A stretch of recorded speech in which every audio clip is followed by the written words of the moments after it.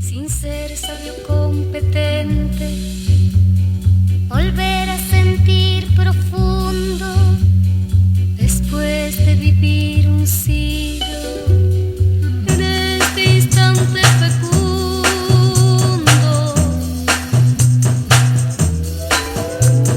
Sin ser sabio competente, sin ser sabio competente. Du coup, c'est là qu'on met les moutons dans tout ce clos là. Qu'on met les moutons de Wesley.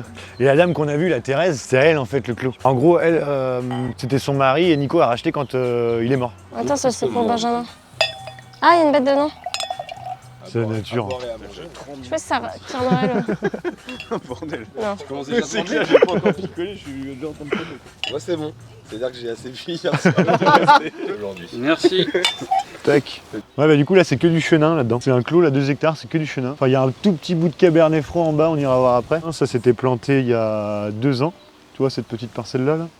Et au-dessus là-bas c'était un peu plus vieux. C'est Nico qui les a plantés donc ça doit avoir 20 ans quoi. Il faut 3 ans pour avoir une première récolte, mais vraiment on va dire au bout de 6-7 ans t'as une vraie récolte quoi.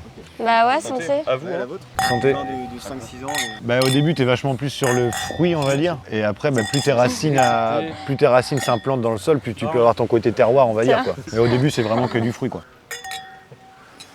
Hop, et... Pas le truc sur les vignes aussi d'avoir 2 années sur la même vigne ou un truc comme ça. Ah ouais, non, en France, c'est pas possible. C'est dans des... Généralement, c'est les pays qui sont sur l'équateur, tu sais, où... Je sais qu'en Polynésie, je crois, il y a un domaine, les mecs, dès qu'ils vendangent, ils taillent après, ça repart. Directement? Direct, ouais. Dès qu'ils taillent, ça repart. Bah, en fait, il n'y a pas d'hiver, quoi. C'est ça, mais après, ta vigne, je sais pas si c'est bon, parce que ta vigne, elle se repose pas. Tu vois, l'hiver, c'est là où ta vigne, quand même, elle se repose. Bah, de toute façon, t'as pas le choix, vu qu'il n'y a pas d'hiver, elle se met pas en dormance, quoi, la vigne. Que ça c'est important justement? Bah, c'est ça, où en fait, elle se met en dormance, on appelle ça, quoi. Dès que t'as des températures qui se cumulent, quand t'as, on va dire, 2-3 semaines de beau, et bah là, la sève, elle commence à remonter, quoi. Ah oui, ok. Et il y a juste ces petits clots de 2 hectares, après, plus haut, on a nos rouges. On a 4 hectares là-haut. En bas, il y a le taux qui passe, et de l'autre côté du toit, on a racheté une parcelle de cabernet franc, mais tous nos blancs sont là. Okay. Et le reste, c'est que du rouge, mais c'est toujours à, on va dire, 5 km. Le plus loin, c'est à Moisé, là-bas, c'est 5 km, quoi. Ouais, mais sinon, c'est juste à côté. On est 4, plus un prestataire qui nous fait tout notre travail du sol. En fait, c'est Prud'homme, c'est un gars qui a un domaine sur Mosée, là. Ouais. Et du coup, lui, il a tout le matos, les tracteurs, les machins, les trucs, okay, tu vois. Et ici, nous, on n'a pas de matos, quoi. Tu vois, là, on voit bien les fleurs. Ça va être vendange mi-septembre, je pense. On a un peu d'avance par rapport à l'année dernière, mais je pense que mi-septembre, ouais. Qui c'est qui veut goûter la bourrache? Bah, on va y réfléchir. Ouais. Ouais, tu manges tout. Il m'en reste une si vous voulez goûter. C'est un goût d'huître.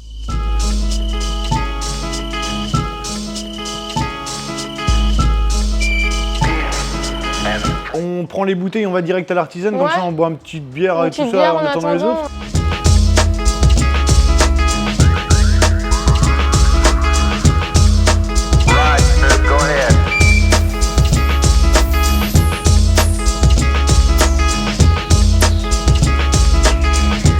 Elle a bossé chez Cyril Lignac et... Ouais, Grolet là. Et Cédric Grolet, ouais.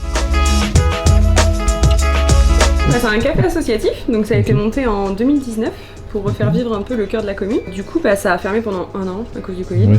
Logique. Moi, après, quand je suis revenue de Paris, on m'a proposé de reprendre ici, du coup. L'aventure a commencé comme ça, il y a 1 an. Oh, c'est cool. C'est vraiment trop cool, franchement. Les gens, ils commencent en plus à être habitués.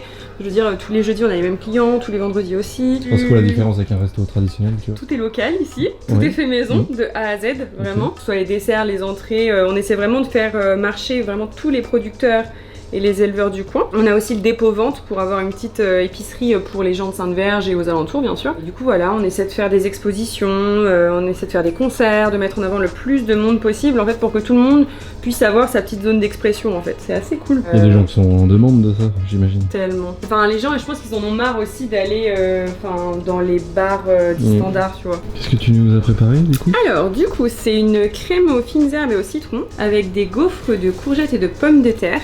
Donc tous les légumes, ça vient du marché, hein, c'est des légumes locaux. Ça va être un peu épicé, les petites gaufres, et il va y avoir un chaud-froid parce que la crème est froide en dessous. Donc il y aura des petites pousses d'épinards, il y aura également des petites noisettes torréfiées, des radis.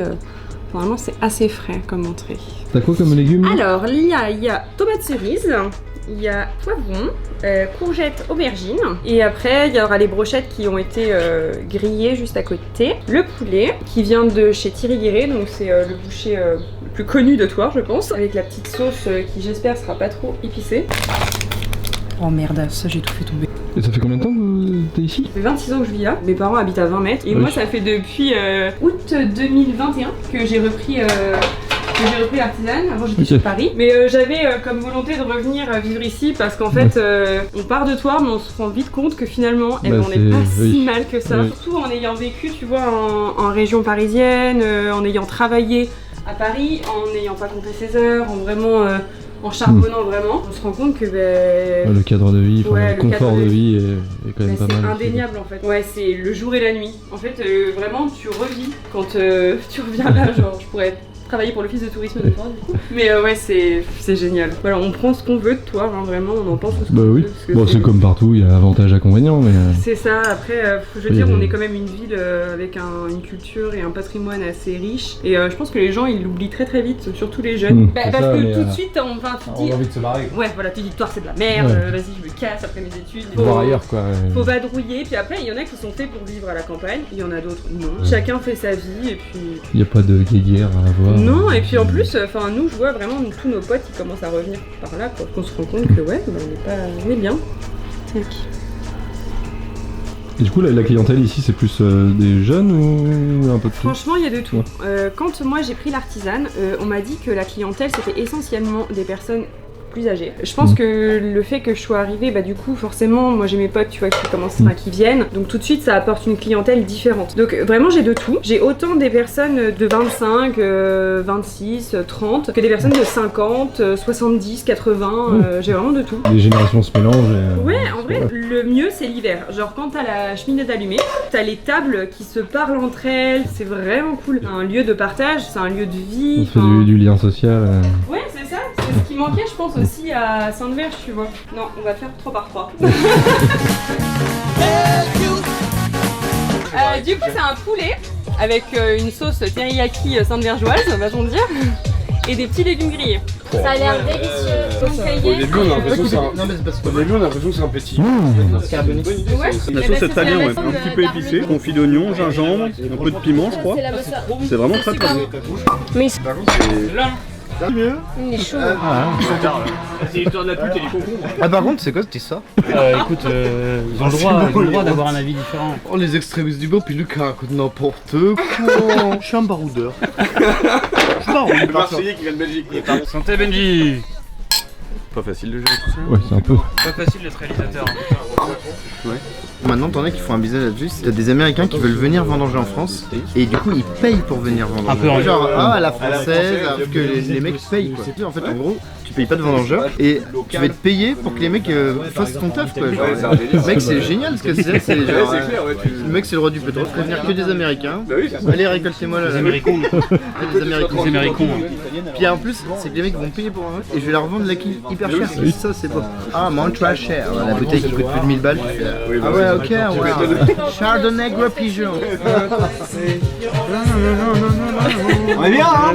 Donc on est sur une base de pâte sablée, ensuite on a une crème d'amande à la vanille avec des fraises confites à l'intérieur. Ensuite il y a un confit de fruits rouges, donc myrtille, mûre, framboise, fraise.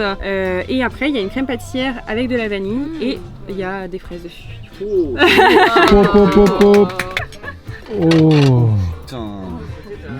Oh là là, c'est bon, hein? Waouh, une explosion de saveur. C'est un gâteau fait par les fraises pour les fraises. Petite coccinelle là. Oh putain, j'ai une mouche là. Petite déracinée, un Nero Diavola, vin italien. Avenza, baroni di padrone di Gneo del Charmonte Gulfi. Et ça, mais. Au